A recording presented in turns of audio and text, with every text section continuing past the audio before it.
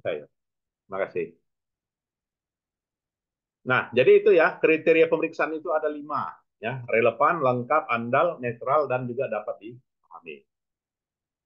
Dan bukti pemeriksaan adalah informasi yang digunakan. Ya. Dah, kemudian ada laporan hasil pemeriksaan. Nah, jadi LHP namanya ya, istilahnya LHP.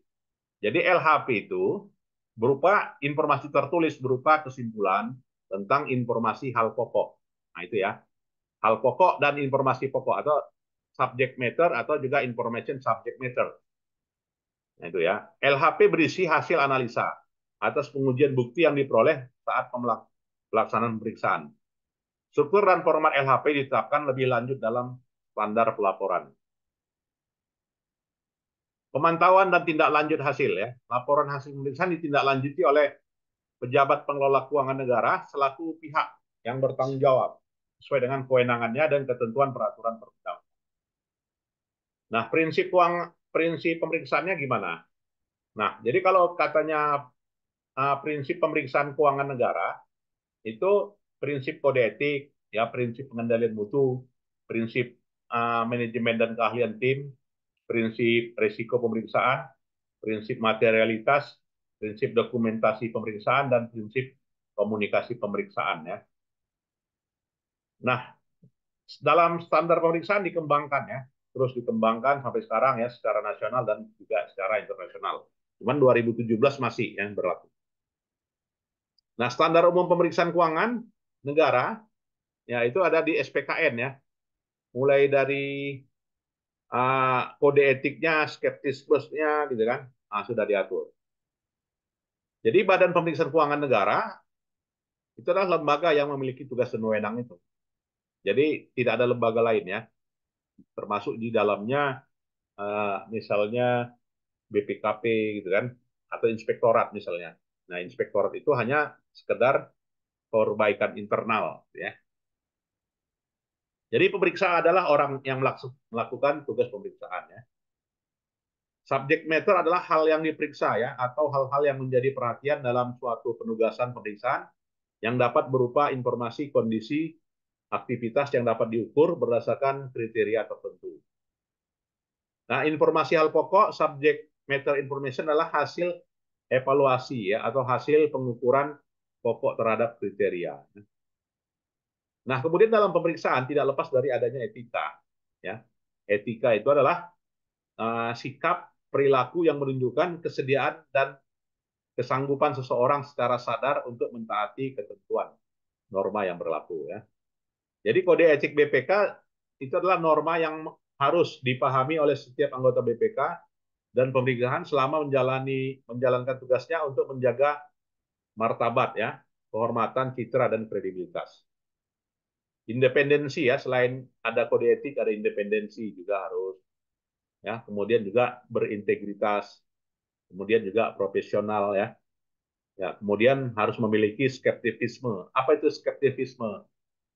Ya, skeptisisme adalah sikap mencakup pikiran yang selalu mempertanyakan ya dan melakukan evaluasi secara kritis terhadap bukti pemeriksaan atau hal-hal lain selama pemeriksaan ya.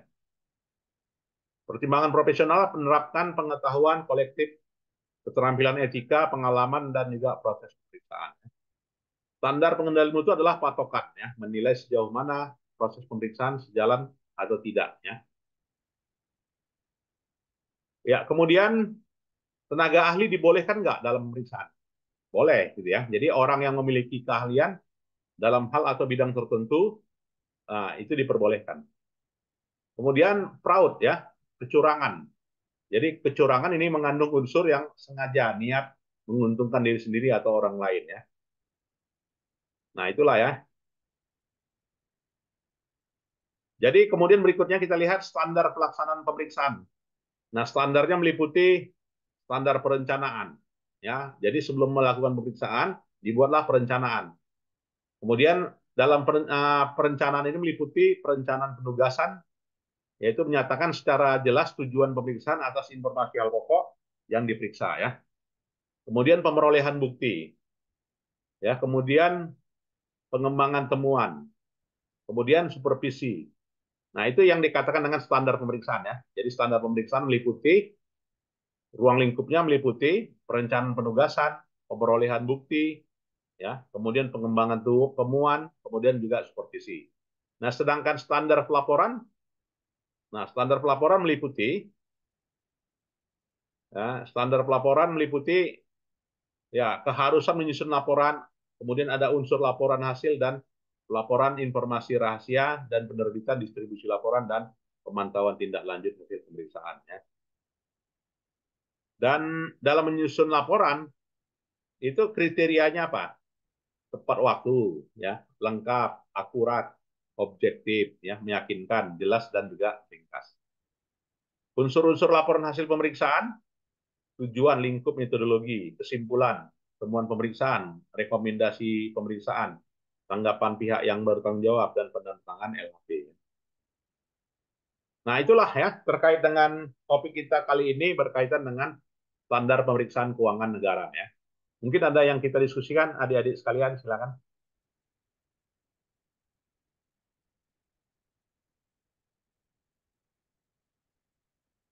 Rindani Valika Siregar, silakan. Rindani ini apa? Dari mana apanya? S1-nya? Dari USU juga Pak, akuntansi. Oh, alumni USU ya. Mm. Ya, ya. Silakan ada lagi. Kalau Cut, alumni mana? USU juga, Prof. Oh, USU ya. Baik. Eh, Baik, kalau tidak ada, saya kira itu saja lah ya. Terima kasih, selamat sore. Mungkin semuanya lelah ya, kalau saya lagi puasa 6 nih. Ya, Anggi Nunjuwita, apa ya, dapat beasiswa lah ya. Iya, Prof. Yang Eh, PMDSU itu, Prof.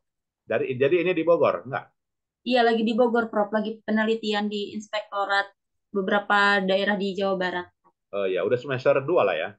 Iya, Prof. Ya, baik. Ya, sukses selalu ya, Anggi Nunjuwita. Iya, Prof. Mohon Ya, doanya juga, Nur, Prof. ya, Cut Nurul dan Rindani Valia Siregar.